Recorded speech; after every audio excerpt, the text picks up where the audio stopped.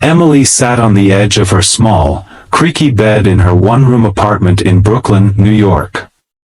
The calendar hanging on the peeling wall screamed June 1st, rent was due today.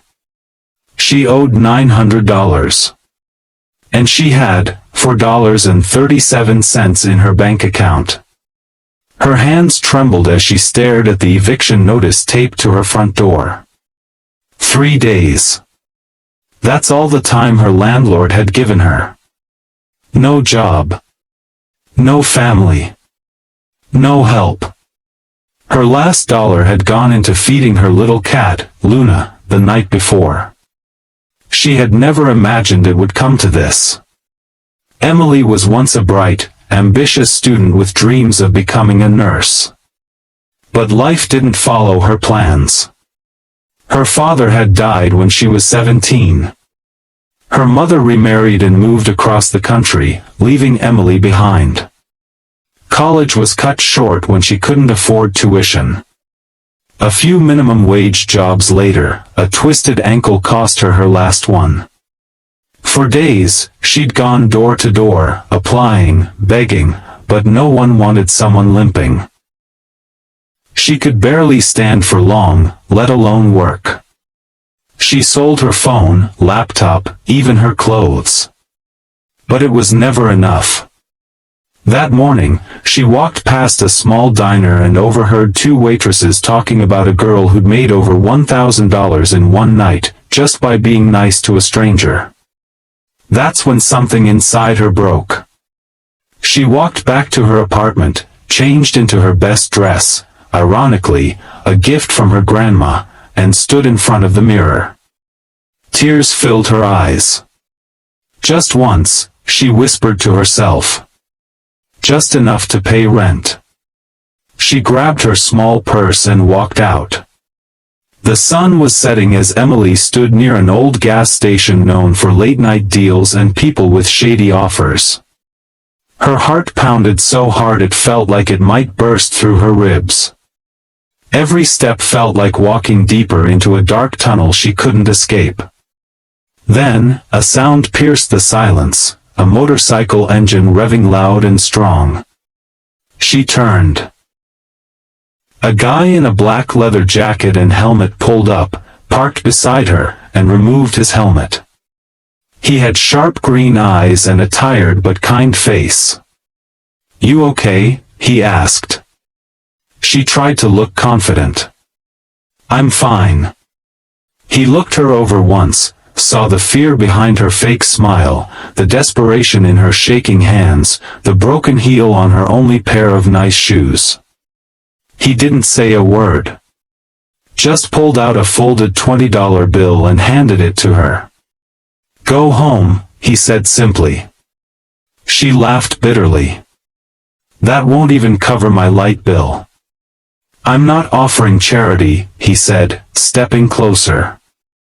"I'm offering a job." Emily blinked. "What kind of job?" "I fix bikes. I need someone to help me with paperwork, calls, parts orders." "You look smart. You want something real, or just temporary survival?" She looked at him, stunned. "Why would you trust me?" He shrugged. "I've been there." His name was Jason. He had once been homeless after aging out of foster care. A biker had helped him get back on his feet. Now he ran a tiny garage with a rusty sign that said, J and Sons, even though he had no sons. Emily started working the next day. The job was small, the pay even smaller, just $500 a week, but it was clean. Honest. Her first paycheck went straight to her landlord, who eyed her suspiciously. "You find a sugar daddy?" he mocked. She didn't answer. She didn't need to. Months passed. Emily got stronger. Her limp faded. She started saving. One day, Jason handed her a course brochure. "Community college nursing assistant program," he said. I figured, maybe you're still dreaming. She covered her mouth. I thought I'd buried that dream. He smiled. Dig it back up. With Jason's encouragement, Emily enrolled. She worked at the garage during the day and took evening classes. Life was hard, but finally moving forward. One rainy day, Jason's bike slipped on the highway. He was in a coma for 3 weeks. Emily stayed by his side, feeding him, reading to him, holding his hand. The doctor said he might not wake up. She whispered to him, "You saved me, Jason.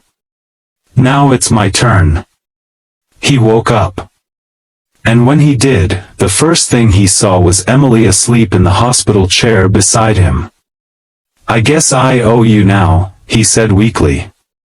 She smiled through tears. "We're even." 2 years later, Emily passed her nursing exams. Jason was there in the front row, clapping louder than anyone. After the ceremony, she pulled him aside. "I'm still wearing that old dress," she said, smiling. "Still?" he teased.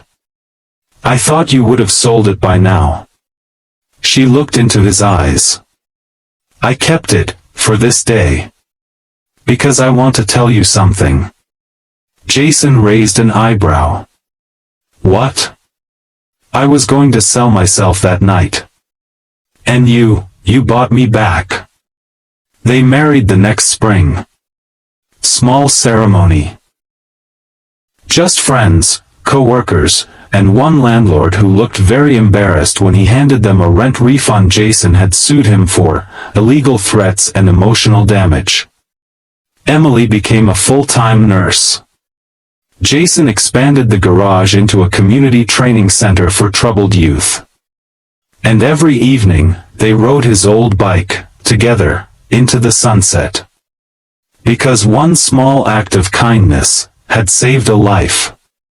Moral: sometimes, all it takes is one person who sees your worth when you've forgotten it yourself.